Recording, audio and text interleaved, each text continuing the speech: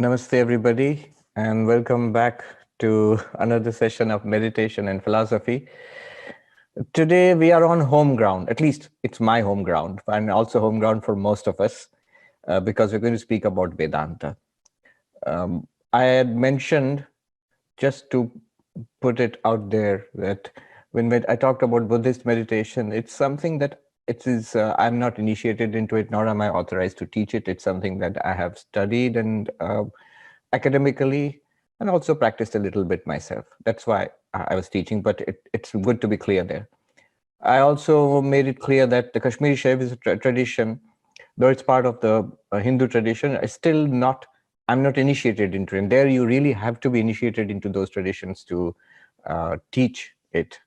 I have and I am only studying it academically under some very good teachers. And also have practiced a little bit of it myself, and that's what I shared. But the devotional tradition we talked about last time, that's very much part of our tradition. And now we have come to the core of my own tradition, our own tradition, which is Vedanta or Advaita Vedanta. So, yes, I am authorized to teach. I am initiated. I am a monk of Vedanta and authorized, initiated to practice and teach. All right, so that's good. So what is Vedanta? Most of us already know this, but it's good to start by highlighting that. Vedanta Nama Upanishad Pramanam. Vedanta is the source of spiritual knowledge called the Upanishads. Upanishads, we know, are these texts, spiritual philosophical texts, which are found in the Vedas, which are the most ancient and the most fundamental religious texts of the Hindus. Perhaps the most ancient available record of spirituality, which is available to humanity at large. So in the Upanishads, we find what might be called the final teachings, the highest teachings of the Vedas. So in that sense, Anta, when you say Veda Anta, the end of the Vedas literally does not mean the end of the Vedas, because sometimes the Upanishads are found scattered in between the Vedic corpus. It means Anta in the sense of the final, the highest, the conclusion. In Sanskrit, Siddhanta, the final conclusion, the conclusive teachings of the Vedas. And based on the Upanishads, so Upanishads, basically the textual basis of Vedanta is the Upanishads. If you say, what are the texts? What are you talking about? We're talking about Upanishads. But based on that, there is the Bhagavad Gita, which is the essence of the Upanishadic teaching and put in the form of a very practical spirituality taught by Krishna to Arjuna. The Gita does not claim to be anything original apart from the Upanishadic teaching, and Sri Krishna is cognizant of that. Often he actually quotes directly from the Upanishads. So the Bhagavad Gita is part of the basic set of texts of Vedanta. And then you have another text called the Brahma Sutras. So all systems of orthodox philosophy have a set of sutras, which are aphoristic statements, very short, cryptic Sanskrit sentences. The set of the sutras, it systematizes the entire knowledge. It's like a compressed zip file, in a computer zip file. You have a lot of information which is packed in. The sutras are like that. You have a whole system of philosophy, of spiritual knowledge, packed into a few short sentences. So you have the Yoga Sutras, for example, Patanjali's Yoga. You have much more complex than all of these sutras. You have the Panini's grammar. Sanskrit grammar is based on a large set of sutras. But similarly, you have the Vedanta Sutras, Brahma Sutras. Brahma Sutras and Vedanta Sutras are the same thing. They take up the teachings of the Upanishads and they reflect, they rethink, and they try to systematize. But because they are sutras, they are cryptic, and so they are open to interpretation, and they have been interpreted.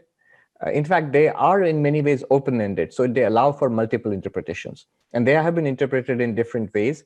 And these interpretations of the Brahma Sutras, which are based on the Upanishads, These interpretations of the Brahma Sutras are foundational for the various schools of Vedanta. So Vedanta is not just one school. There are multiple schools of Vedanta, multiple darshanas or philosophies which have come out of the Upanishads. Advaita Vedanta is based on Shankaracharya's commentary on the Vedanta Sutras. Vishishtadvaita Vedanta, the qualified monism of Ramanuja, is based on Ramanuja's commentary on the Brahma Sutras. Dvaita Vedanta, dualistic Vedanta, is based on Madhvacharya's commentary on the Brahma Sutras. And you have Shuddhadvaita Vedanta of Vallabhacharya. You have the Dvaita Advaita Vedanta of Nimbarkacharya. You have the Achintya Bheda Bheda of Baladevacharya, which is the philosophical basis of, in the United States, people are very familiar. The ISKCON, the Hare Krishna people. So they have their philosophical basis in one school of Vedanta called the Achintya Bheda Bheda. What we're going to talk about here is Advaita Vedanta. So I'm zooming in. I've given you the big picture. Now I'm zooming into the specifics of what we're going to do today, next time, and the time after that. Advaita Vedanta, which is one school of Vedanta, but quite distinct, as we shall see, pretty unique in the whole spectrum of religion and philosophy and spirituality. Advaita Vedanta is pretty unique. All the other schools of Vedanta, they are basically dualistic and devotional. Ramanuja's Vishishtadvaita, Madhva's Dvaita Vedanta, Shuddhadvaita Vedanta, Dvaitadvaita Vedanta, and of course the ISKCON, the Gaudiya Vaishnava, Achintya Bheda Bheda, they are all devotional. They are all about God and devotion and worship and faith. Beautiful systems, but they are basically, therefore, they are all theologies. They are reasoning based on certain assumptions about God and presuming faith. Advaita Vedanta is very different. It is pretty unique that way. So we're going to talk about Advaita Vedanta. One advantage of Advaita Vedanta is what it teaches can be said pretty simply. That's the title of today's talk. You might have seen Tat Tvamasi, that thou art. So this is from the Chandogya Upanishad, one of the Upanishads in which the teacher, who's the father, tells the student, who is his actually son, that thou art, talks about the ultimate reality of the universe, and then finally tells the student, tells his son, you are that reality. Tat Tvamasi. Tat means that. It's pretty close to the English that. Tvam means thou, you. You, my son, you, the individual being, and that, the cosmic reality, you're actually one and the same reality. And this is supposed to be realized, and this will solve all our problems. See, there are these 2 points here. All of these systems, I'm not just talking about Advaita Vedanta now. What we did in the last 3 classes, in fact, all of these philosophies, especially the philosophies coming out of India, they are all meant for realization. They're all meant for self-realization. As Vivekananda said, religion is realization. It's not believing in something or giving your assent to a doctrine, following a particular system, or subscribing to, I belong to this religion or this organization. No, it's about realization. I remember Swami Premeshananda ji, who was a disciple of the Holy Mother, Ma Sharda, and in his own lifetime, he was regarded as an enlightened person, as a Jivan Mukta Brahmagyani.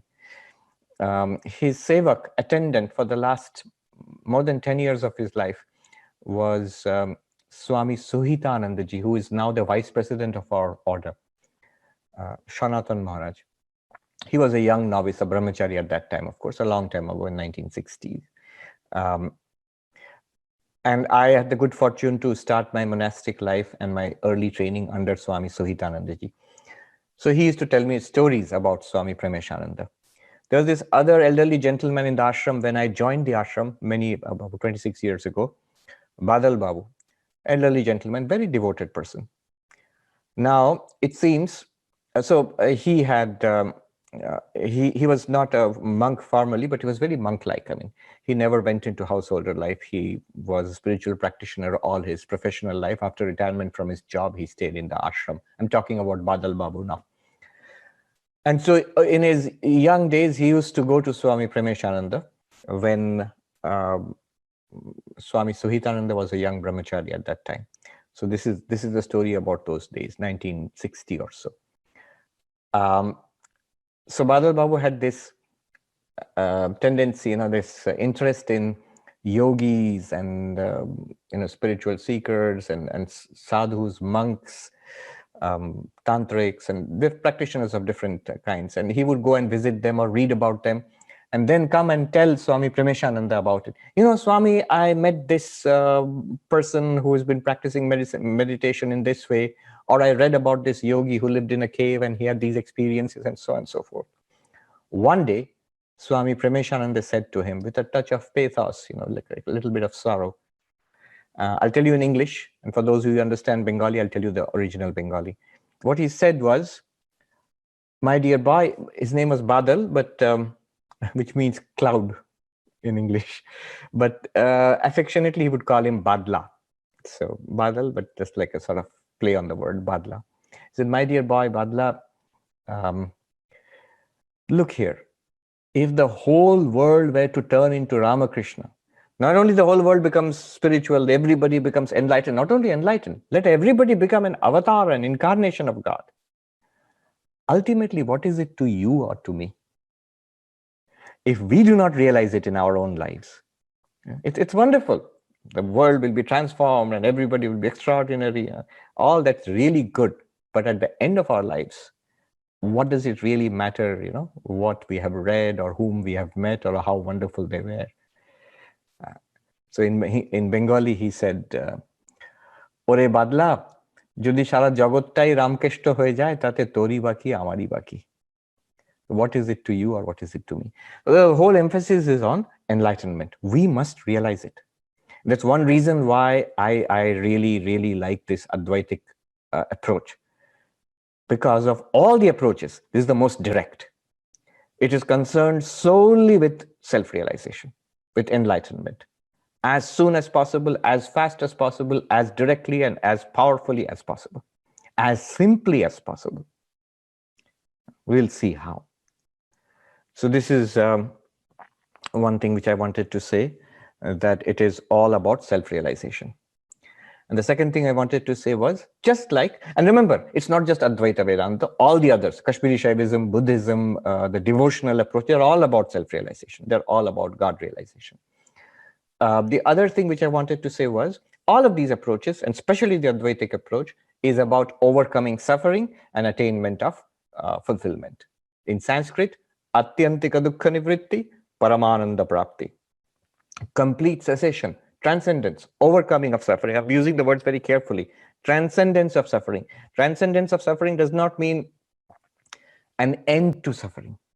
The world will go on, the body will go on, COVID will come and go.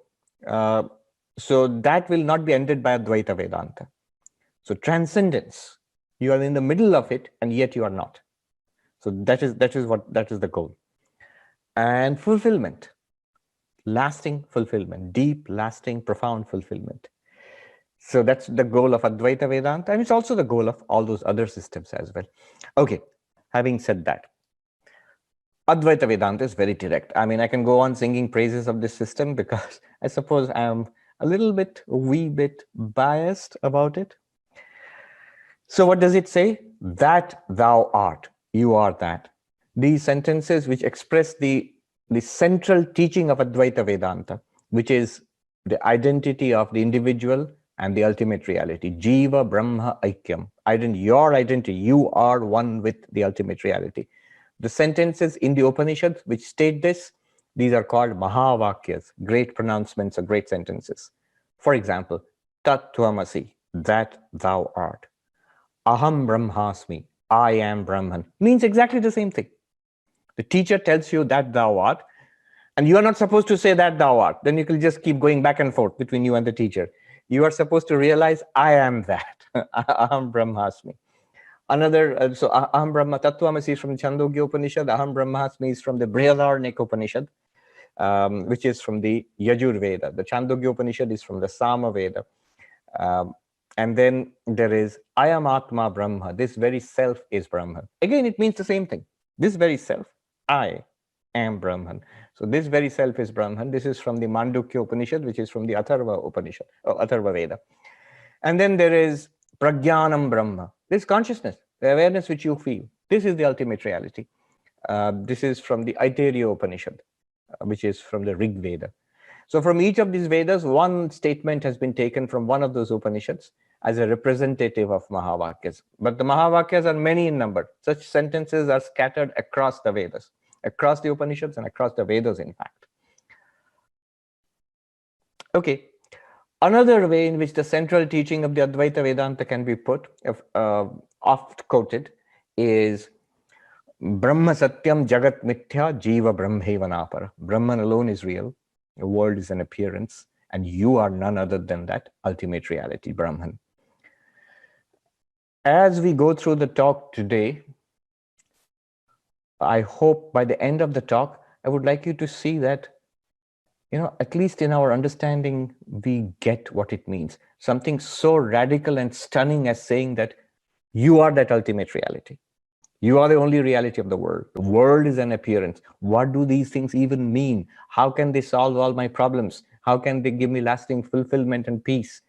So this is the promise. At the end of today's talk, we will know this for sure.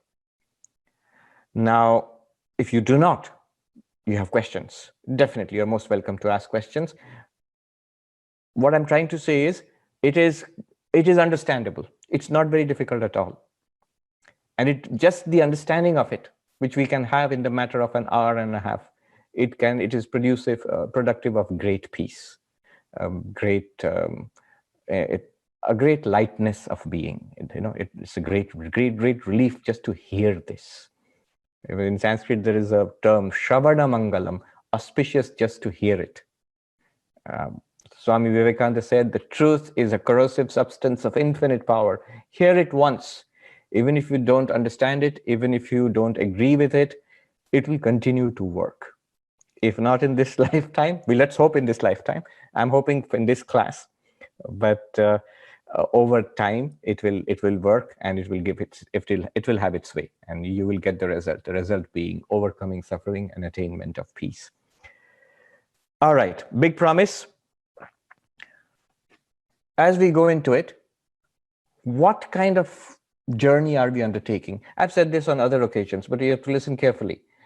What kind of journey are we undertaking? What is this Advaita Vedanta and what is it not? One way of understanding Advaita Vedanta is to understand what it is not. So you have to listen carefully. One is this journey. It's not a physical journey. It's not a journey which is it's some kind of physical astral journey from earth to heaven. You go to Vaikuntha, the abode of Vishnu, or Kailasha, the abode of Shiva, or the Christian or Islamic heaven. No, we are not talking about going to a place. It's not a journey from here to there. It's not a journey through space. It's not a journey from one place to another place, from a not so good place to a much better place. I'm not saying those things are not possible, but it's not about that. It's not a journey from one place to another.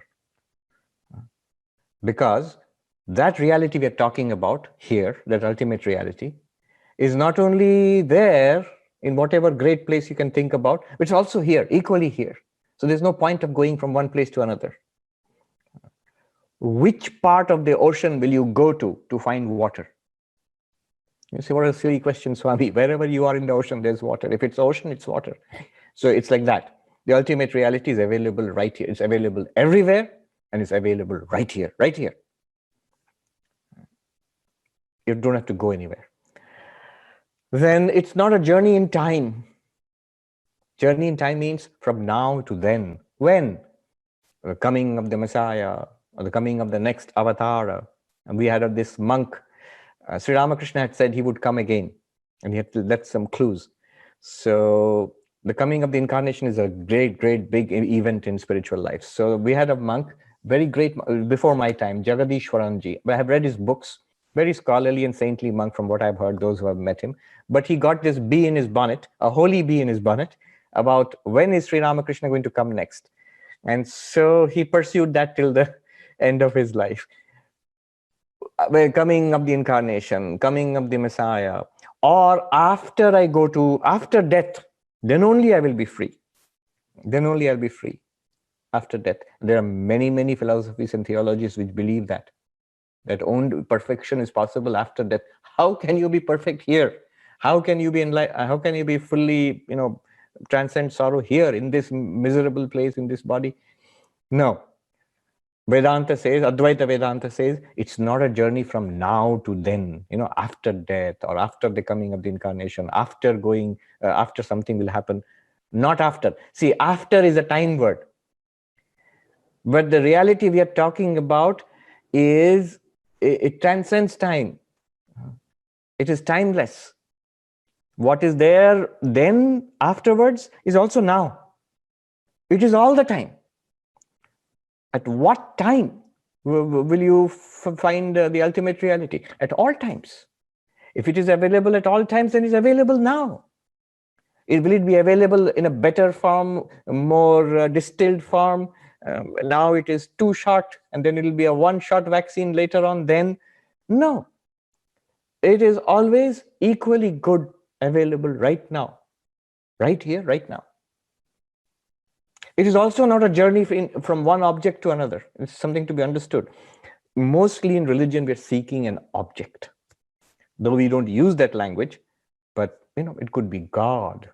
It could be an experience, a samadhi, a burst of light, or a beautiful mystical experience, meeting God who is not me, something else, some other reality called God. I love that story about Ramana Maharshi, where somebody goes to Ramana Maharshi and says that your method of inquiry, who am I? I love that, but I like that, but I don't really, it's not really my way. I am devoted to Narayana, to the Lord Narayana. Is it all right? And Ramana Maharshi said, yes. Oh, it's all right. Yes, it's all right. Then after death, will I go to the abode of God, to Vaikuntha, to the abode of Narayana? And Ramana Maharshi said, yes. Oh, I'll go to Vaikuntha, yes. And will I see Narayana there? Will I see God after death in heaven? Ramana Maharshi said, yes. Oh, really? I will see Narayana? Yes. And will Narayana look at me? Will God see me? And Ramana Maharshi said, yes, yes. Will God speak to me? Yes. Oh, Narayana will speak to me. Yes, yes. And what will he say to me? So he will say, find out who you are. Who am I? Find that out. So, but I love that story. It is not a journey from one object to another, from you to something else. It may be God, it may be incarnation, it may be Buddha, Ramakrishna, Jesus, Krishna, Rama, Narayana, Devi, Durga.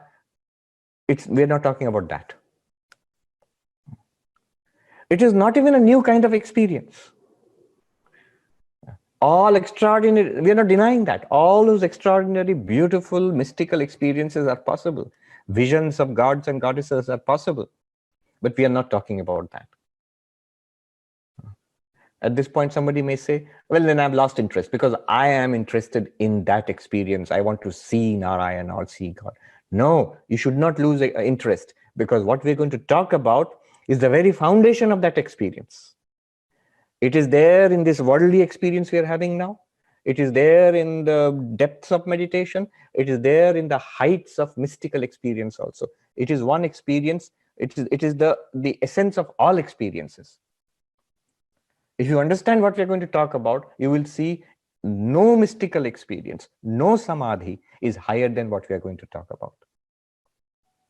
If you understand what we are going to talk about today, you will see that no vision of gods or goddesses, no mystical experience, no samadhi, is valuable in itself. They are all meant to bring you to this. This is the purpose of all those practices. So it's not a journey in space. It's not a journey in time. It's not a journey from one thing to another thing, not even from one type of experience to another type of experience. Then what is it? What kind of a spiritual journey is it? It's a journey from ignorance to knowledge. In Sanskrit, avidya to vidya, from ajnana to jnana, from not knowing, not realizing, to knowing and realizing. That's the journey. And that journey is accomplished by what we will do today. What is it not?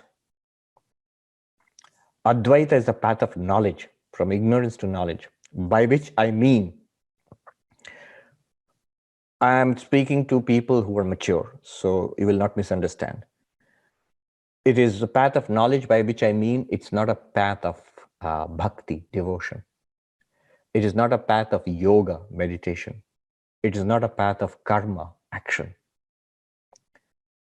Immediately, let me take it all back. That karma, yoga, bhakti, action, devotion, meditation all have their place. Yes, indeed, in Advaita Vedanta also they have their place. They are essential. But I will be cheating you if I do not distinguish what I'm going to talk about today from those paths. Those are the paths you have already seen. The other three sessions, Buddhism is par excellence a path of meditation. Yesterday, the last class was a path of devotion, and Kashmiri Shaivism is a very wonderful mix of mysticism and devotion, meditation. But this is different. This is different. It's not yoga. It's not karma. It's not bhakti. We must understand Advaita in its own light, and then we can integrate. We can integrate it back. We will see what role other things have to play. But we must understand it in its own glory. And it is a glory. It's an amazing thing. All right. I have sold it enough. I also said it's not a path of action. This is something that Shankaracharya goes to great extent to distinguish. The reason is because he's distinguishing it from the Purva Mimamsa, the ritualistic portion of the Vedas, which is full of ritualistic action, but action nevertheless.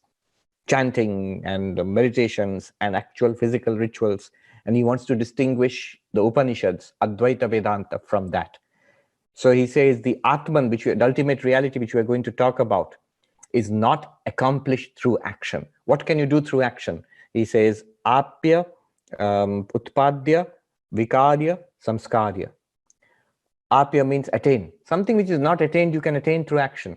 You are here and you want to go to the next village. You can take the village pathways and go there. That's attaining something which is not yet attained. But you can't do that to the Atman, because as we said, it's everywhere. Where do you go? It is you. What will you do to? It's like saying, so what will you do to attain yourself? You are already yourself. Similarly, Utpadya, it can't be produced. The ultimate reality is not something that is to be produced, and this sounds simplistic, but you can see, if you relate it to the history of philosophy, the whole of Hegelian evolution, from the primeval absolute to the final evolved state of the absolute. So it is something to be evolved through the process of dialectics and reaching a state of excellence. Advaita Vedanta says absolutely not. That's not what we're talking about. It's not something to be produced, like you produced grain in a field. You can't produce the absolute. It is not something to be modified or changed. Vikarya, just like milk is modified into yogurt, you can't modify the individual being into the ultimate reality. It's not possible unless you are already that ultimate reality. You're not talking about converting the human into the divine. You can't convert. If your reality is actually human, you will remain human. You will remain a creature. You will not. You are not God. And then it's samskarya. Samskarya means refinement, improvement. Can we improve? Are we talking about improving ourselves, becoming better people, better beings until we become godlike? Not at all. Not at all. What improvements will you make to say the image of a golden mouse, to turn it into gold? You can improve it. You can melt it and change it and make it into a golden Ganesha. This is a reference to Ganesha, and Ganesha has a mouse, in the imagery. So the mouse is a mouse and Ganesha is God. So to turn the mouse into God, you would have to melt the mouse form and put it into a Ganesha form. All that you can do. But if I ask you, the golden mouse, what refinement do you have to make into the mouse to make it gold? Nothing. It is gold. Yeah. So the ultimate reality is there. You don't have to refine yourself into that ultimate reality.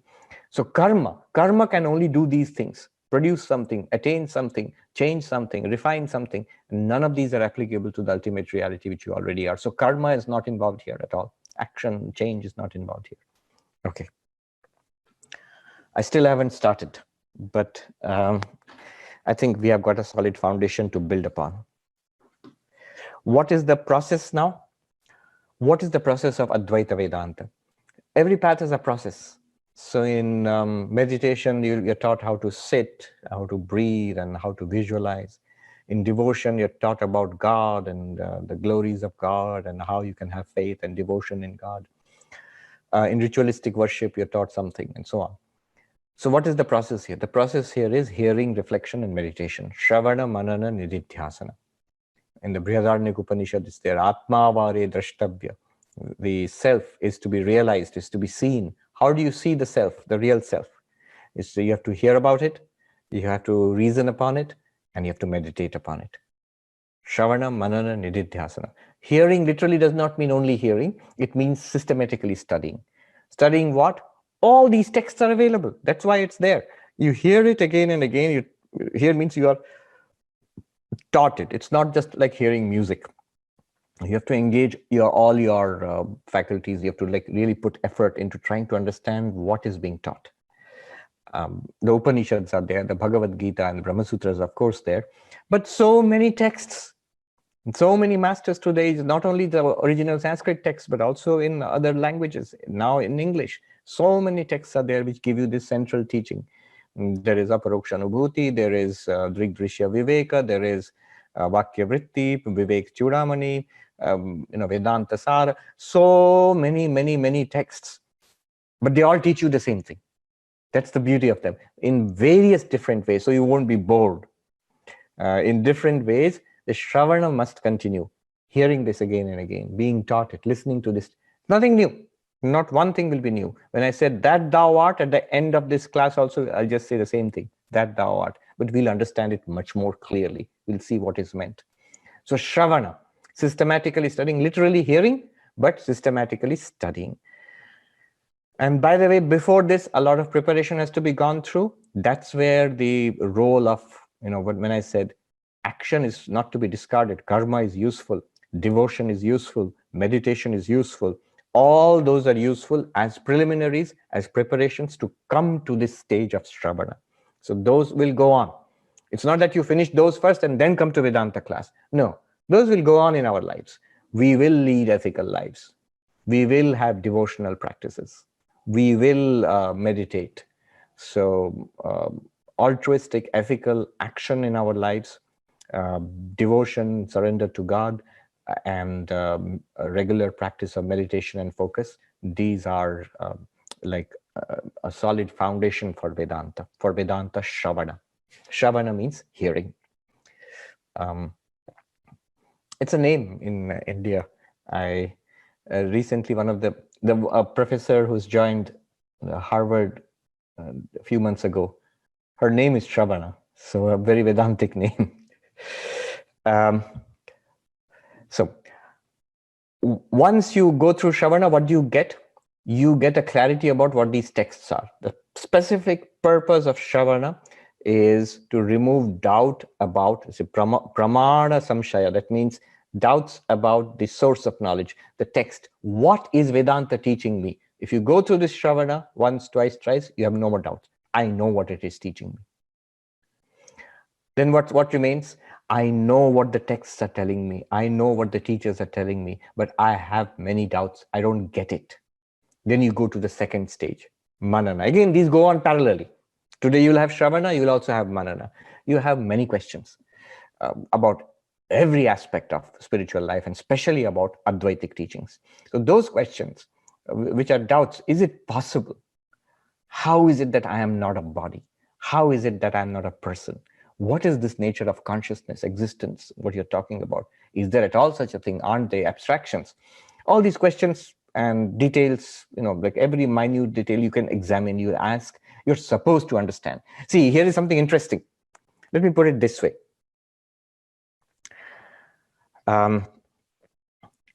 Devotion is accomplished through the heart. By heart, I mean desire and love and passion.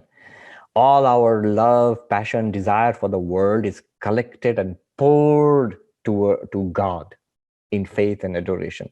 That's how bhakti works. That's how devotion works. It works. It's based on the heart. I mean, I'm not saying that there won't be action, there won't be thinking, there won't be other things, but mainly it's based on the heart. It depends on channelization, sublimation of your emotions. Meditation, it's based on the mind. All other things are there. The body has to be stable, the desires have to be quietened, but it's the mind which has to focus. The mind, which is a series of thoughts about scattered things, it has to be brought under focus, into awareness, into calmness. So meditation is mind-based. Devotion is heart-based. Karma, whether ritualistic karma or actually action in the world, is will-based, is based on the will. I will use my body, mind to do this. So that is action.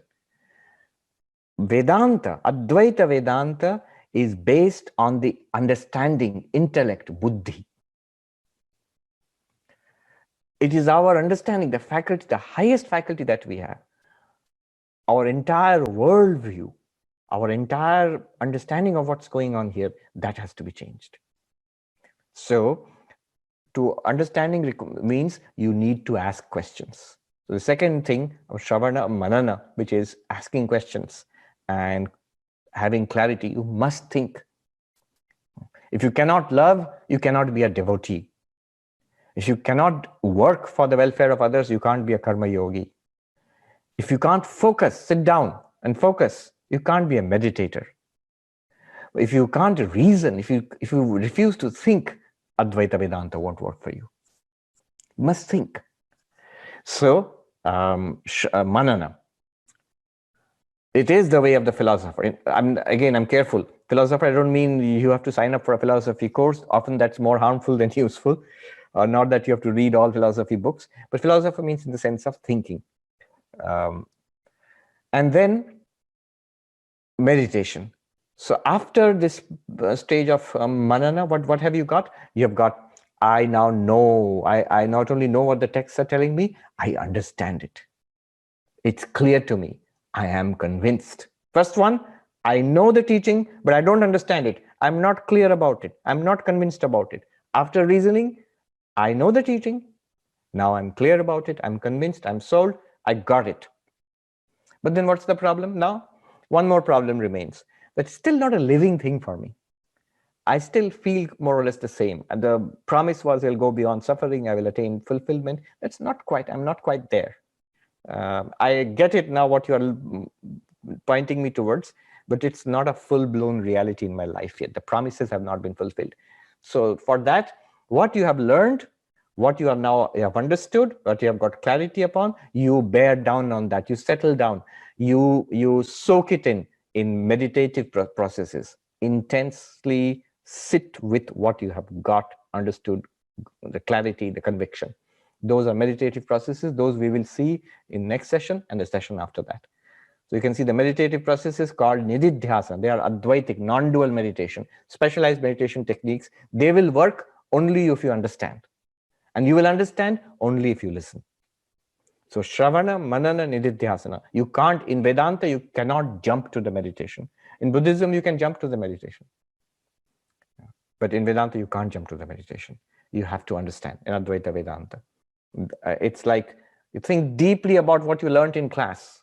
Oh, so thinking deeply is important. I will not go to class. But then what do you think deeply about? All right. Still haven't started. Now we know Shravana, Manana, Nididhyasana. This is the core practice. All other practices are there. We are not denying the role of karma yoga, bhakti yoga, and raja yoga or meditation. They're all supporting. But the core practice is jnana yoga. What is jnana yoga? Shravana, Manana, Nididhyasana. Systematically studying Vedanta, reasoning it through till you get conviction and clarity, and finally meditating upon your absolute clarity and conviction till it becomes a living reality for you, which Swami Vivekananda called assimilating this knowledge. He says, till it tingles with every drop of your blood, I am that. Soham, I am he, I am that. Okay. Now the core of Advaita Vedanta itself, the teaching, I will go through very fast, but then we'll keep coming back to it. It is this. We do not know what we are. We think the moment we are asked what we are, we don't think about it. But if you are asked, our first reaction is, oh, I am this thing here. What do you mean by this thing? Body? Well, yes, body and the mind, body, mind, I guess that's it. The person, this person. I am this person. I'm Swami Sarvapriyananda. Who else would I be? This instinctive identification with the body, mind. Are you all these things around you? No, no, no, absolutely not. There are other things. Are you all these people? Of course not. They are others. They are people. I am the subject. These are all object. I am a person. They are all persons. And there are living beings and there are non-living things. This worldview about myself and the world, this Advaita Vedanta says is dramatically mistaken. And this is the cause of all our problems. Luckily, the good news is it can be corrected, I won't say easy, well, yes, let me say easily. It can be corrected pretty easily.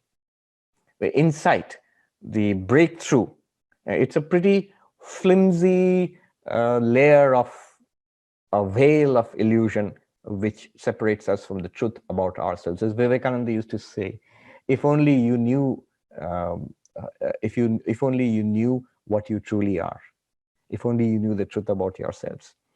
So what is that truth about ourselves that we have to see? Advaita Vedanta insists that thou art, you are Brahman. It basically says, you are this unlimited awareness, immortal awareness right now. And you can discover it. And you can stabilize yourself in that awareness. And you can live like that. And that solves your problems. How do you do that? Very quickly. I have mentioned these methods, and you will see in many of my talks and in many of the books, these methods are scattered. But quickly, 3 ways, any one of which will do. We will see these ways next time and the time after that. One way is the Panchakosha. Another way is the Avasthat, Panchakosha, 5 sheets of the human personality. Another one is the Avasthatraya, the 3 states of our waking, dreaming, deep sleep. A more basic way is Drigdrishya, subject-object, knower and known, seer and seen. And these I've talked about extensively. What is done is, for example, I'll quickly lead you through all 3, and you will see they all lead to the same thing. Drigdrishya. So now when I talk about it, you'll have to do 3 things corresponding to hearing, reasoning, and meditation. First, corresponding to hearing is, what did he say? That's one. And after, yeah, I know what he said. The second thing will be, do I get it? Is it clear to me? Do I understand it, what he's saying? If not, I can always ask later on. And the third thing will be important. Is it a fact? Let me check. Advaita Vedanta has this beauty about it that you can actually always check. Nothing in Advaita Vedanta, or almost nothing in Advaita Vedanta, is a matter of speculation, faith, or belief. The insistence is it's always directly available to us right now. So you can always check and ask yourself, is it a fact? If it is not a fact, Advaita insists it has to be a fact. If you feel it's not a fact, it still sounds speculative, still sounds theoretical, ask why. Where am I getting stuck? You examine it yourself and ask the teacher. It'll take a little bit of time maybe, but you'll make a breakthrough. So let's take the first method. I'll go through the 3 basic methods. One is the method of the seer and the seen. You are looking at the screen, looking at me in the screen. Now, the screen is the object and the eyes are the screen is the seen, the eyes are the seer. The eyes are seeing the screen. So, okay. Attend not to the screen, but attend to the eyes. Attend means draw your attention, become more aware of your eyes than the object which they are seeing. The screen, the screen, you can see many things. You can see many things. Same pair of eyes sees many things. Seer is one, seen are many. The same pair of eyes, not changing particularly, they can see a lot of changes from the morning till now. So many things have changed, which you have been seeing. The seen keep changing. The seer does not change. And the seer, most importantly, the seer and the seen are different. What you're seeing on the screen is physically different from your eyes. In fact, the only thing that the eyes cannot see are the eyes themselves. To see something with the eyes, they have to be physically different and, of course, visible, large enough and clear enough to be visible to the eyes. They must be physically different. The seer and the seen are different. Three things. The seer is one, the seen are many. The seer is unchanging, seen are changing, and the seer is and the seer and the seen are different. In a very naive, simple way. Don't be too philosophical about it. Moving on, aware of the eyes. Notice the eyes themselves you are aware of. What's aware of the eyes? The mind is aware of the eyes. My eyes are open, my eyes are closed, I need glasses. All these things about my eyes, who knows? The mind knows. These are thoughts about my eyes. So the mind is the seer. Now the seer within quotes. The mind does not actually physically see anything. It is aware of, it thinks about, it objectifies. What? The eyes. That which was the seer earlier is now the seen. The mind is the seer. Mind, seer, by now I mean knower. And the eyes are known, seen. Again, those three things. Many things the mind can think about, not only the eyes, the nose, the ears, all the sense organs, in fact, everything in the world. The mind thinks about everything. The mind being itself, it can think about many things. Seer is one, seen are many. The mind being itself, the things it thinks about keeps on changing. The mind keeps on changing also, but mind changes into mind, thoughts into more thoughts. But the world, it changes in so many ways. So the seen keep changing, the seer is relatively unchanging. But most important, the seer and the seen are different. The mind, which is the thinker of thoughts, is different from what it thinks about. So the mind is the seer and the eyes are the seen. What about the world, the screen and the Swami in the screen? It's still the seen. There's always the seen. The eyes, which were the seer earlier, now have become the seen. And go further. The mind itself, thoughts, feelings, emotions, ideas, memories, these keep coming and going. This is what we call the mind. But in and through all of that, shining is this awareness. Now, I am aware of my mind. If you are not, look into the mind. You will find thoughts, feelings, emotions, ideas, questions. You say, Swami, I don't find anything. Good. The mind is empty. So the emptiness, you find emptiness. So the mind, thoughts, and the absence of thoughts, that is the seen. If it is the seen, there must be a seer. The mind has many, many thoughts, feelings, emotions, but the seer of all of them is one. The mind keeps changing all the time, from morning till night. So many thoughts, feelings, ideas, projects, energetic, tired, bored. All of that is changing.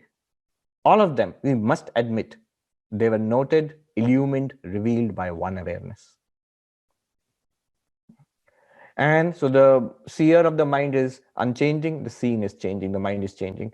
And therefore, the seer and the seen being different, the seer of the mind must be different from the mind.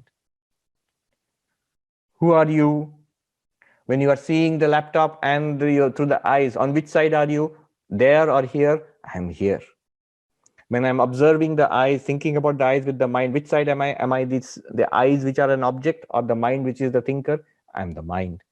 When I'm aware of the thoughts and feelings of the mind, which am I? Am I a thought or a feeling, or that which is aware of the thought and feeling?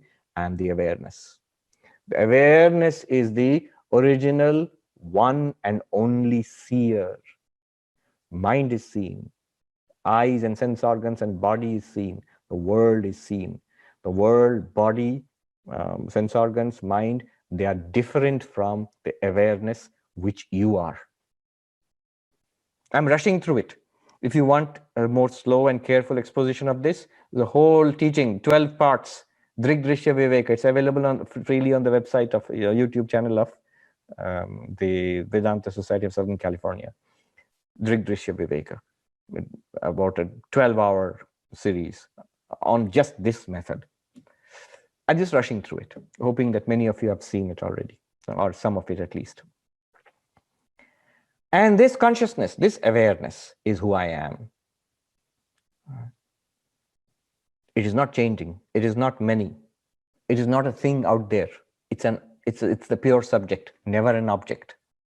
Same thing we come through.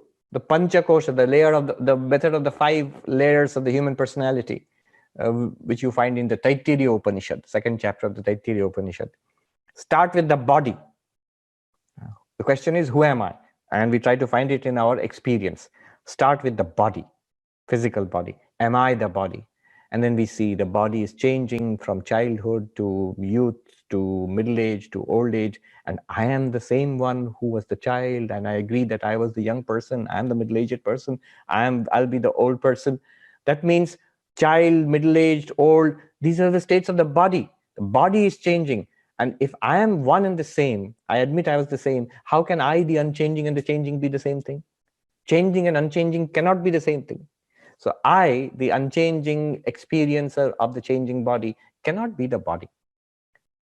And then other ways are there.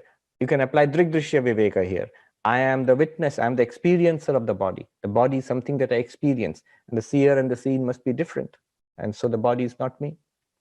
You can apply awareness and object of awareness. I am aware of the body. The body is not aware of me. I can say, hey, body, you're doing well these days, or you're not doing too well these days. You need to lose weight. The body never says to me, hey, Swami, how are you? Are you good? The body never talks back to me. The body is not aware that I exist. I am aware of the existence of the body. I, the awareness, the body which is an object. How can they be the same thing? It's a thing. It's as much of a thing as this book or this piece of cloth. It's a thing. I'm aware. The awareness of the thing. I'm aware of the body. Then what am I? If I'm not the body, but I feel I am somewhere in there. I'm this awareness in there. All right, let's look. In there, subtler than the body, inward to the body, the breath. Then step by step, we're going subtler and inward. Breath.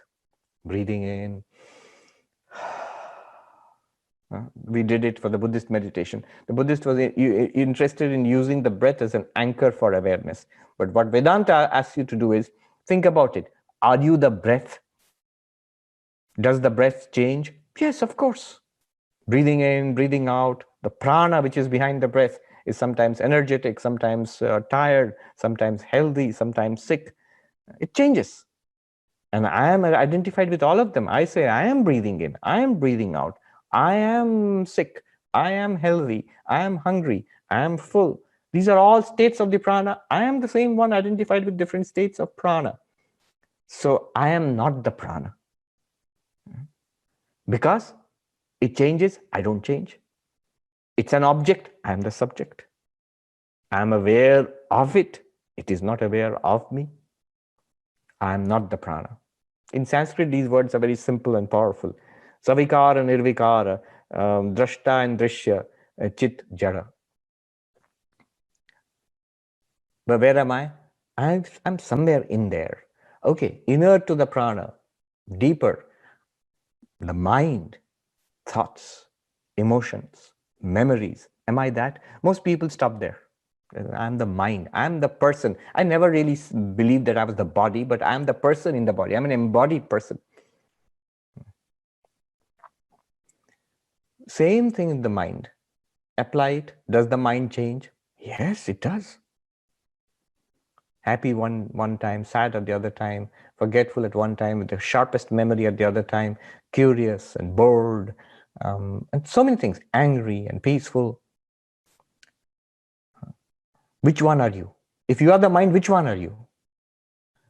You say, no, sometimes I'm angry, sometimes I'm peaceful. That means you are not tied with angry mind, peaceful mind. You are the one which experienced anger and absence of anger. You're the one who experienced curiosity and boredom. It's the mind which is changing. You are not changing. So changing, unchanging, you cannot be the changing mind. You are aware of the mind. You are the seer of the mind. Drashta and drishya, seer and seen. You, the seer and seen, must be different. You cannot be the mind because you see the mind. See means know the mind. If you want, you can introspect. You can know the thoughts and feelings. You do. And even more stunning, mind is not conscious. Or at least mind is not consciousness. You are consciousness. You are awareness. You shining, the mind is illumined. The mind appears to be conscious. But you are consciousness there, right there in the mind. This awareness and a thought, they're two different things. Thoughts come and go. Awareness does not come and go.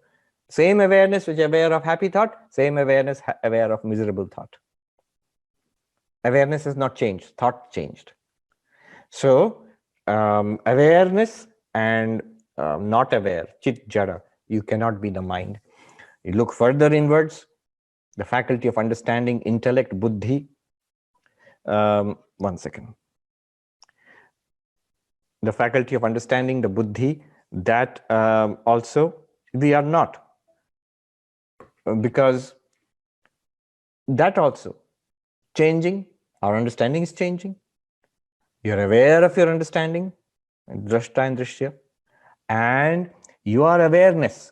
Even the buddhi, understanding is not awareness.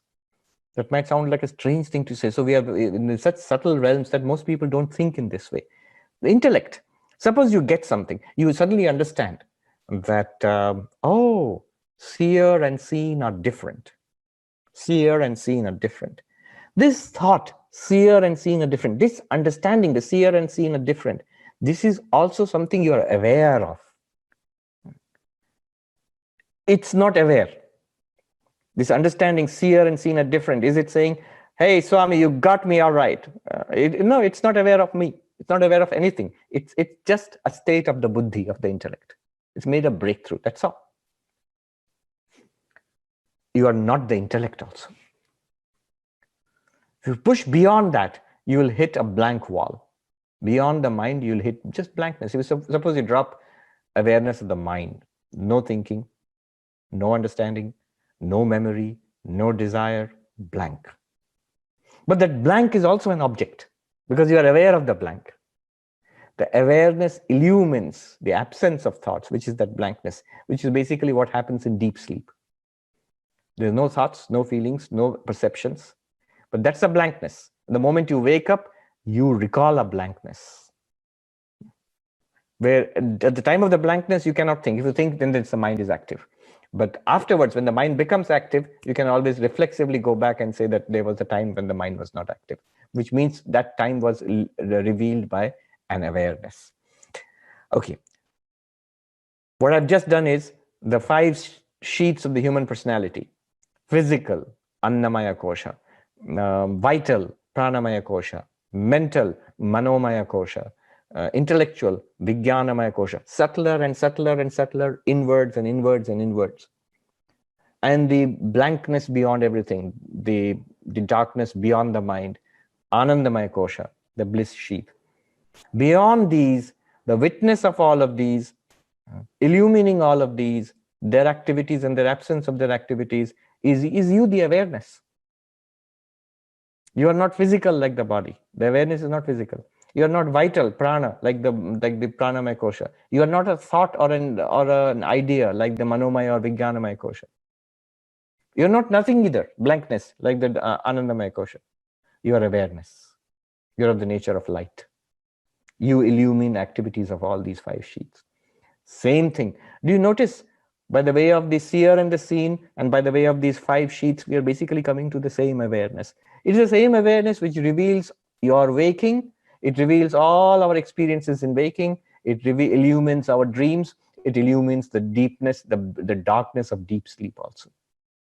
That is called the 4th in the way of the 3 states: waking, dreaming, deep sleep, Mandukya Upanishad. That also points to that same awareness. By the way of Drigdrishya, seer and seen, it points to that one unchanging light of awareness which you are. By the way of the 5 sheets, Panchakosha Viveka, it points to that one unchanging light of awareness which you are. By the way of the 3 states of waking, dreaming, deep sleep, Mandukya, I have 50, 60 classes on the Mandukya Karika. All they point to you, the unchanging awareness. This awareness is what is meant when the teacher says, Tat Tvam Asi, that thou art. Where? Here and everywhere. When? Now and all the time. You are that reality. What is that reality? Let's see what we have found. It's like this awareness which we are, in some sense, we all know that we are awareness. I mean, it's not, we don't think in terms of seer, seen, 5 sheets and 3 states, all that sounds very fancy, but we all know we are aware. But we are like that washerman who was not aware of the value of the diamond which he had got. The story which Sri Ramakrishna tells of a washerman who, so to think of India, where the washermen would go around collecting your dirty laundry and would take it to the river bank, and they would scrub it dry, and they would use a stone to scrub. You don't want to see what they do to your fancy clothes, but they get it clean. Now this washerman, he found a strange stone on the river bank, and he found it's very good for scrubbing clothes, so he used it for scrubbing clothes. Now he thought it's rather unique, and he had the good sense to go and ask. He said, I'm an uneducated man, but my friend, the vegetable seller, he is more knowledgeable about these things than me. Let me go and ask him.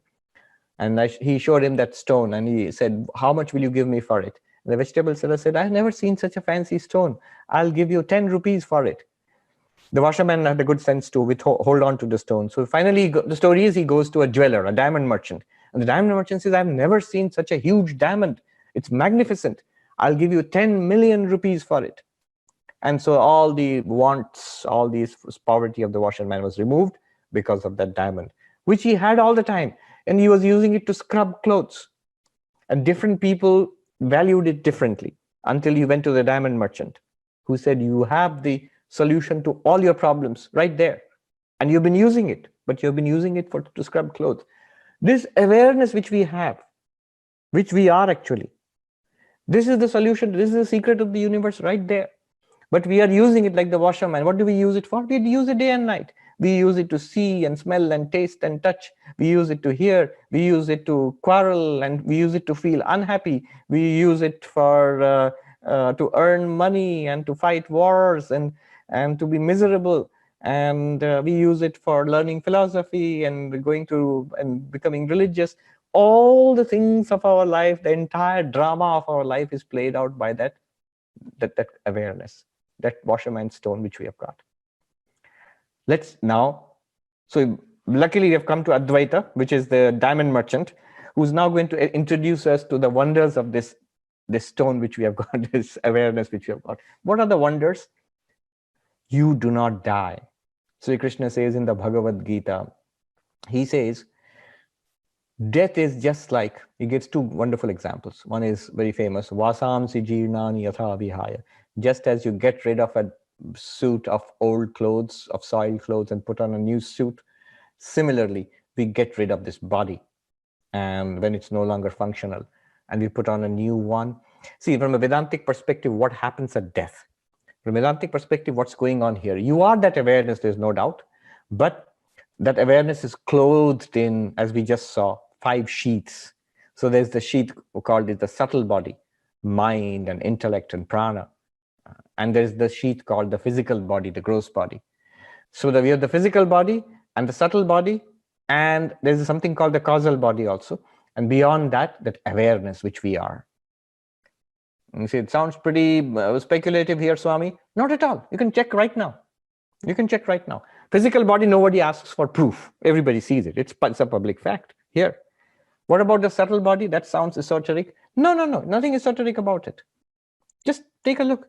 You have thoughts and feelings and emotions, ideas, memories, the very personality, the person you think you are. That's the subtle body. That's all. That's the subtle body.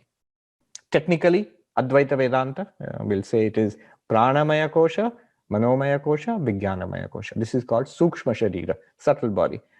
Completely a matter of fact for you. No doctor or scientist will be able to detect it. And yet for you, it's the most important fact. Aren't your thoughts a fact?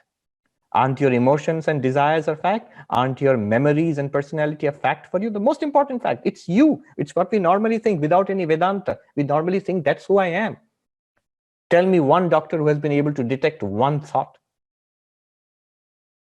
One neuroscientist who has been able to detect one perception. None. I tell you none. I tell you it's impossible in principle. What can they detect? They can detect at the most the subtlest activities in the physical body. the tiny firings of brain of neurons, electrical activity in the neurons in the brain. That's the last thing you can detect. As long as you are using physical instruments, the last thing you can detect is a physical activity. But beyond that, the subtle activity, thoughts, feelings, emotions, which are clear to every one of you. If it's not clear to you, you are a zombie. The American term for zombie is that there's a physical living body, but there's nobody inside. The lights are off inside. I trust none of us here are zombies. So if you're not a zombie, you have a subtle body. But what the uniqueness of Vedanta is, normally we think that it's not a body, that's me, you're talking about me. It's not you, it's a body. It's as much not you as these clothes are not you. You may be wearing it now, but they're not stuck to you. They are not you. Just as you are not this suit of clothes you're wearing, you are not even the physical body, you're not even the subtle body. But at death, what happens is this. The Vedantic idea of death is the physical body dies. So just last week, we had a panel. It was a pretty serious, one of the most serious panels I attended. They invited a priest, a rabbi, and a Swami. And it's not a joke. So, it was just the opposite of a joke, in fact. It was about the most serious of things. It was about DNR, do not resuscitate. So 2-hour long discussion about the very serious decision to let go of somebody if they have not given a DNR declaration, a do not resuscitate declaration. How do you pull the plug? Can you, should you, would you, could you? So this discussion. But then what is the Vedantic idea of death? It's just the physical body, what you see, which happens, physical body that dies. Not the person, not the subtle body. The Swami, prove it. Very easy, actually. You have two series going together, body and mind. But you have access as an outside observer. You have access only to the body. About the person inside, we have only the reports coming from you, from that body. I have a thought, I have a pain, I have a desire, I have a feeling. Who is telling you? It's coming through that body. Now you know when the physical body dies, that's death. That second series, to which you had only access to the physical body, how are you claiming for sure that that series is also dead? How do you know? That series has no access to you anymore, nor do you have any access to that. It could still be going on, but you just can't access it.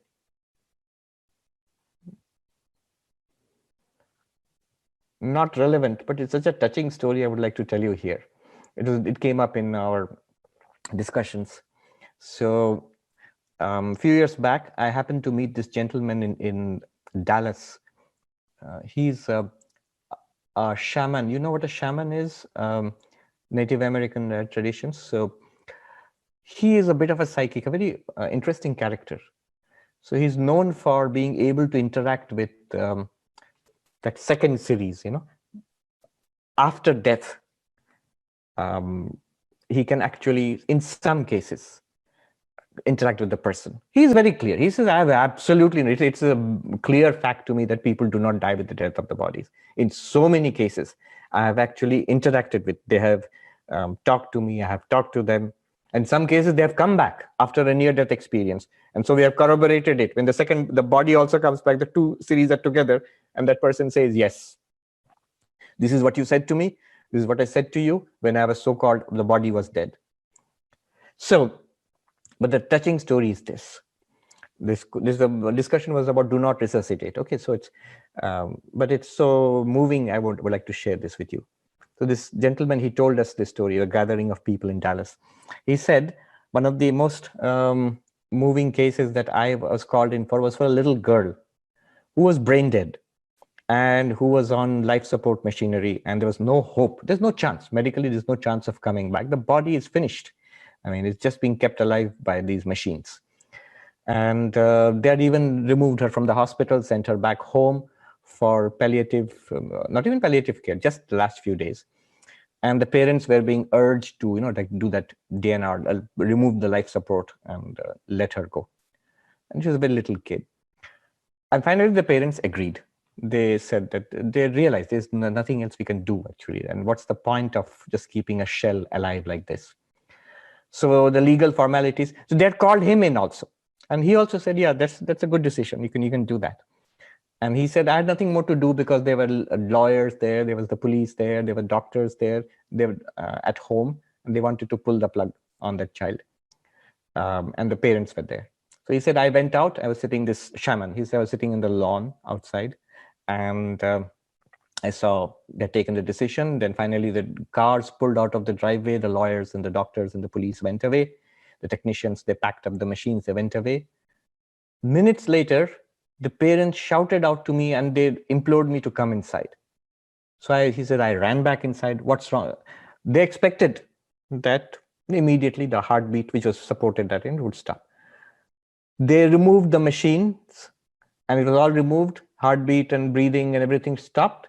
Within seconds, it started back on again by itself. So the heart is beating, the child is breathing on her own without any machines. Now what do? She's still technically brain dead. There's no reaction. She's in deep coma. There is no feeding going on, no breathing, no heart machine, no heart-lung machine, nothing, no support. Are you going to kill her? You'll actually have to suffocate her to let her go away. No. But now what do you do now? You have removed the machines and she's living by herself. So the parents were stunned. What do we do now? And they implored him, can you do something? So he said, I can try. And he put up like certain rituals he did. And they have certain feathers they put in there. And he said, I clearly felt the presence of the little girl. And I asked her, what is the matter? What are you doing? And she said, I know I can't live in this body. I will go, but my mother will cry. So I can't go. You tell her to let me go. So he actually told this. It was so moving, the people in the audience there was hardly anybody with a dry eye there. He said, I told the mother and she agreed. And she sat with that little child, with the, and talked to her sweetly and said that we love you and we will always remember you. And I know that you want to go. Don't worry. I understand that you're still there, that you have not gone anywhere and you'll be in a much better place, and go happily. We'll all be happy. Don't worry. I'll be happy. And as she went on saying this, the breathing stopped, the heartbeat stopped, and she was gone. And he said, I clearly felt a presence move away from that place, and she was gone. Now, what an interesting thing. Clearly, the two series are different. So there's the idea that there's a subtle body which inhabits this physical body for some time, and at death, only the physical body falls away. But Vedanta pushes further. You are not even the subtle body. You are not even that person. That individual human person which we are, the personality, even that changes. That's changing continuously. Moment to moment, thoughts, feelings, emotions, likes, dislikes, lifetime after lifetime, so many changes. You are not even that. You are that one light which is immortal. Even the subtle body is technically immortal, in the sense, why I'm saying technically, because it changes and is subject to many kinds of modifications. And finally, it goes away also. At the time of enlightenment, it is said, after the death of the physical body, the subtle body also, it's also a body. It's also made of matter. It's called subtle matter. It melts back into nature, into the ultimate reality. And you remain as unlimited consciousness. So that's at the final birth, the birth in which you will be enlightened. And when that body dies, the physical body dies, and then that second series, the subtle body, also disappears. So you are no longer encased in a body, neither physical nor subtle. Anyway, so that's the first thing we note about this consciousness. It's immortal. It does not die. Krishna says, as you change clothes, you change bodies.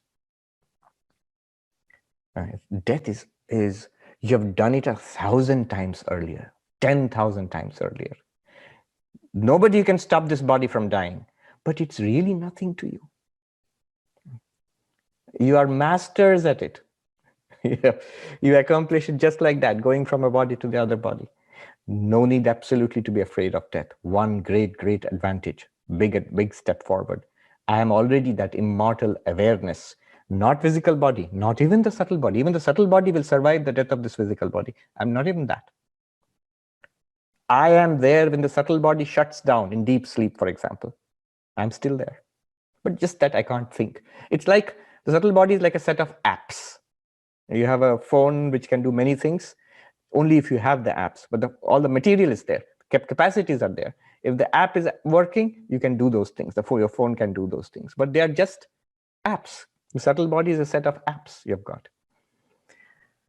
Second, so immortal in Sanskrit, nitya, eternal. You are that eternal awareness.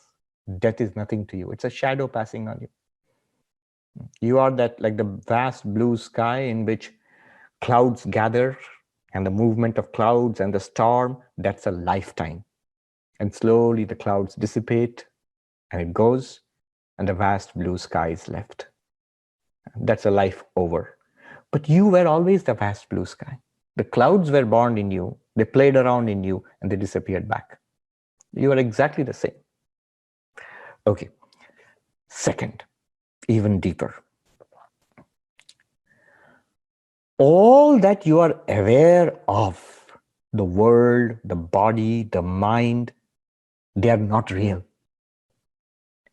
They are appearances. They are nothing other than you, the awareness, appearing to you with names and forms. A good example is this.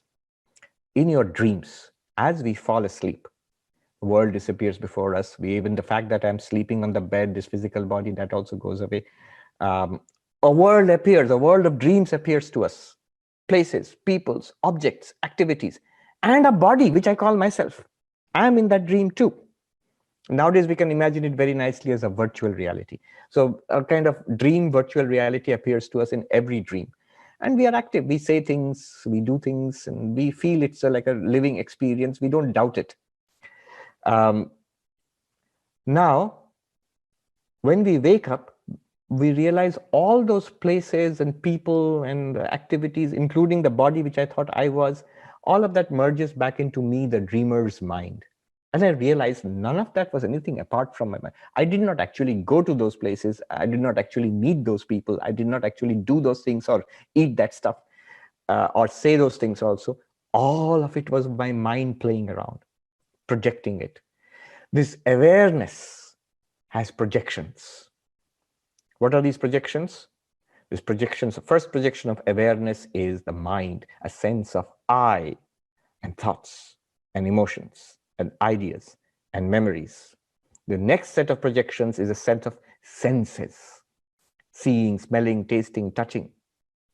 And then the next set of projections is an object to the senses, forms which you see, touch, things which you touch, smell and taste, and all those objects of your senses. And that's what constitutes a so-called physical solid world out there. They are sensory experiences appearing to the sense powers, which are projections from the mind, which is a projection from awareness. None of it actually physically a second reality apart from awareness. Not being a second reality apart from awareness, this is called non-dualism, non-dualism of the awareness. It appears to be a second. I like that story about that businessman, in India who got into debt, and so he had to pawn off his favorite image of Ganesha. And he goes to the jeweler and says, "Give me some money and keep this image of Ganesha. How much will you give me for Ganesha? This much money. How much will you give me for the mouse?" Ganesha has a little mouse, golden mouse. And he said, "It's the same rate, by the same weight." The man was furious. "What? Ganesha, that God, has the same rate as a mouse?" And the goldsmith said, "Sir, to you it's Ganesha and it's a mouse. For me, it's gold." In the same way, these are names and forms which appear, names, forms, and activities, names, forms, and function in Sanskrit, nama, rupa, vyavahara, appearing on the surface of that radiance of consciousness, which you are. You are that consciousness. And everything that you experience is not a second reality apart from you.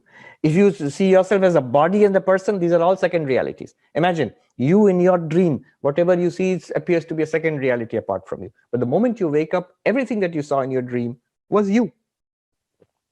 From your consciousness perspective, from your body perspective, all these are separate from you. But from your awareness perspective, all this world is nothing other than what you sense. All that you sense is nothing other than your mind, and all your mind is nothing other than like waves on the surface of an ocean, the ocean of consciousness which you are.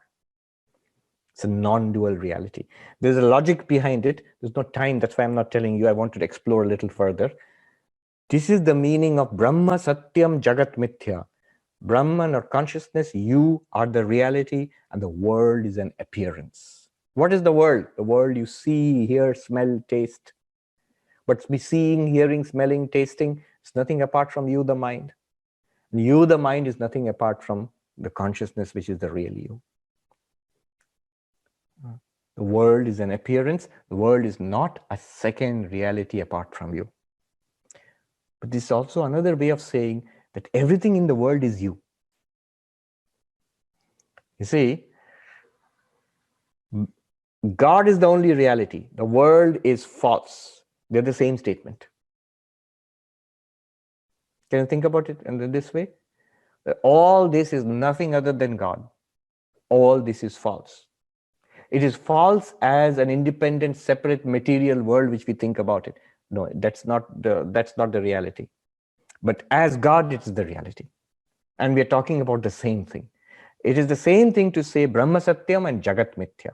It's the same thing to say the rope is real and the snake is false. The same thing. You're saying the same thing. If this world were real, then Brahman, the ultimate reality, would have to be some other reality, because this is a real world. But the world is not real. In ignorance, it's a world. In knowledge, it is you, the consciousness. Another point. There is no limit to this consciousness. Right now, we feel we are limited. And what do I mean limited? Here I am. I'm here in New York and in Manhattan and in the Vedanta Society, in my room, in my chair. I'm limited. I'm limited in space. I'm limited in time. I was born on that date so many years ago, and I'm going to die in a few years hence in some particular date. I'm limited in time. I had a beginning, I'll have an end. And I'm limited as a person. This person, I'm not anything else. I'm just Sarvapriyananda. These limits are not there in consciousness. Consciousness, or this awareness, Brahman, Atman, whatever you call it, the real you, unlimited. How so? Space is in you, the awareness. You, the awareness, are not in space. I like this. I tell this example many times. When this was being taught in a ashram in Haridwar, a monk at the back, when the teacher said, you are all pervading awareness, and the monk at the back raised his hand and said, hey, wait a minute, hold it right there. Let alone being all pervading. I am right here. I'm not even there where you are teaching from. I'm just here sitting on my seat. How can I be all pervading? I don't even pervade this hall. I'm here, not there, in Hindi. मैं यहाँ हूँ, वहाँ नहीं. I'm here and not there. How can I be all pervading? And the answer was wonderful. The teacher said, he said, but here and there, are they not both in your awareness? Yaha or waha? Kya dono hi tum mein nahi hai in chetan mein? In what sense? Suppose you say in your dream, it's a dream, you don't know it's a dream. I'm sitting here, and then somebody comes to me in the dream and says, look, all of this, the park and the sky and the place and all these people, they are all in you, all space is within you. I say, what nonsense? I'm right here. I'm not even there. And those places are far apart. And that's the east side of Manhattan. That's the west side of Manhattan. They're all separate from me. But when I wake up, who will be right? That man in the dream who told me the whole thing was within you will be right. So, okay, that's an example of a dream. But how is that true in the waking state? In the waking state, think about it. Where is the limit of your awareness? You say, but Swami, what do you mean? Take a look around. You can only see the limits of your walls. What's beyond your walls is beyond your awareness. No. There's a difference between perception, knowledge, and awareness. What I see here, it is in my awareness as the seen. But there's something vast beyond this, I know. It's in my awareness as the unseen, unknown. But still in my awareness. If I ever were to see it, I would see it only in my awareness. If I ever were to hear it, I would hear it only in my awareness. The world exists as known and unknown in awareness. And these sets of known and unknown, they are permeable sets. Sometimes things keep coming from the unknown set into the known, going from the known set into the unknown. Known and unknown together make up your awareness. So there is no limit to your awareness. Time is not a limit, space is not a limit. Time and space are in awareness. Awareness is not in time and space. Awareness is, you're not a slice of awareness located in a particular space. Rather, space is something that appears to you in awareness, just like a dream. Time, you're not like a flash of awareness moving from past to present to future. Past, present, and future move back and forth in you, the awareness. Just track it in your experience. You will see it is true. Time and space do not limit you. You're unlimited in time and space. It's like water. If you look at the waves in the ocean, the waves seem to have boundaries. This wave, that wave, that wave. But if you look at water, where is the boundary between one wave and the other? It's all water. The wave is water, that wave is water, in between is also water. The boundary also is water. It's one seamless water. In the same way, it's one seamless awareness, which appears as you, the subject, and the objective universe. You, the seer, and the seen. Swami Vivekananda says, one alone exists. It appears as nature and soul. Nature means this material universe. Soul means the experiencing person. It is one seamless whole, one endless, without any distinction, without any barrier, one awareness. The universe is one with you. Am I one with the universe? No. That's an interesting thing. All the movies on the screen are one with the screen. No movie, no tragedy, no comedy, nothing, good and bad movies, nothing can exist without the screen. But the screen is not one with the movies. The screen is completely independent of the movies. It can exist with a comedy, it can exist with a tragedy, it can exist without a movie. You are like that screen. In awareness, all the worlds, they exist in you. None of them exist apart from you. But you, the consciousness, the awareness, you can exist apart from the worlds. When the worlds disappear in the great pralaya, the dissolution of the worlds at the end of the cycle of the universe, or in deep sleep, you are the awareness, you still exist. You are unlimited. And this awareness is not an object. Very important. Where is this awareness? What is this? How can I grasp it? You can never grasp it as an object. Krishna says, aprameya. It's not an object of knowledge. Aprameya, prama means the instrument of knowledge, so or correct knowledge. Pramana is this instrument by which you know. So the eyes see. Eyes are an instrument of knowledge. Ears are an instrument of knowledge. Inference is an instrument of knowledge, and so on and so forth.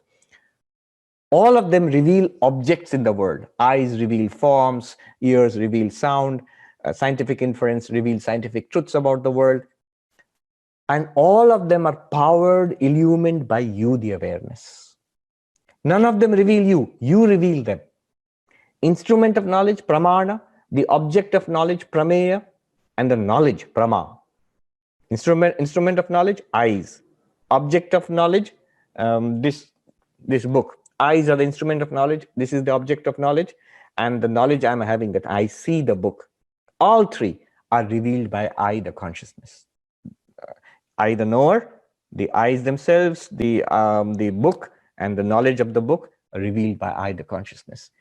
You, the consciousness, you shining, everything else shines. By your light, everything is lit up. It is the pure subject. It's never an object. The Kena Upanishad says this again and again. Yat marasana manute yenahur manomatam tadeva brahmatvam vidhi nedam yadidam upasate. What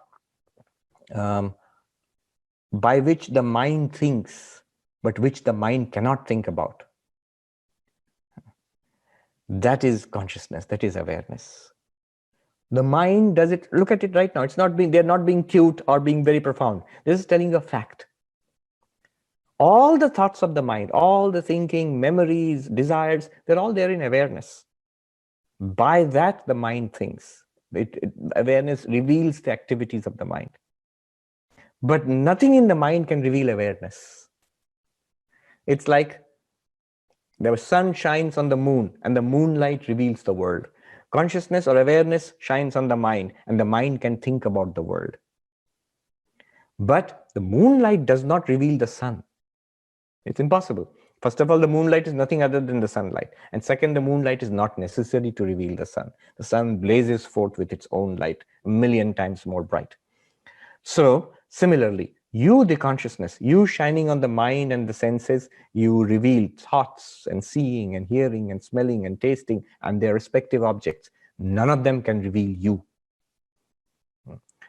What by which the eyes see, but which the eyes cannot see.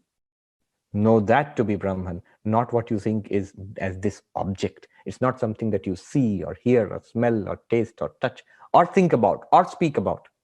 But all thinking, speaking, hearing, smelling, tasting, touching are because of that. In language of the Upanishads, that shining, everything else shines. By its light, everything is illumined.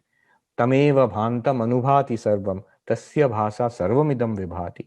You shining, everything else shines. By your light, everything is illumined. One more point. We are all exploring this awareness which you are. This awareness, the way I'm talking about it, is it subject to change? Can it change? Or is all change revealed by awareness?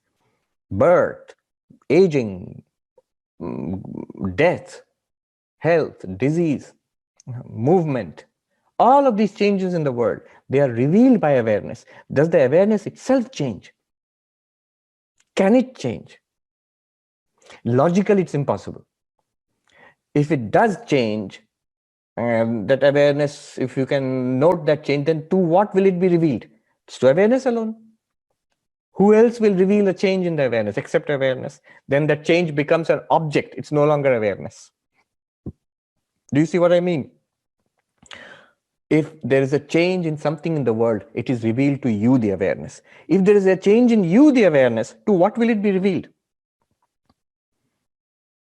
It should reveal to me the awareness. In that case, you are the revealer of the change. The change is no longer in you. Because remember, seer and seen are different. You might say at this point, well, there might be a change in me, the awareness, which I might not know about, which I might not reveal. If that is so, there's no use talking about it. If there is, then anything you can talk about, which can never be known. So if it cannot ever be known, no need to talk about it. It should at least be in principle be knowable or illuminable by consciousness. So consciousness does not change. You, the awareness, you do not change. Everything else changes. What have we been saying so far? I'll put it together. You, the awareness, revealed by the method of Drigdrishya, seer and seen. You, the awareness, revealed by the method of the 5 sheets. You, the awareness, revealed by the method of the 3 states, waking, dreaming, and deep sleep. That awareness is immortal, will not die, is not born either. It reveals the birth and death of the body. It reveals the transmigration, like that little girl going away from the dying body to its destiny. That subtle body going from body to body. That is revealed by you, the awareness. You are that immortal awareness. No death for you. Second, you are the reality. Everything else is only your appearance.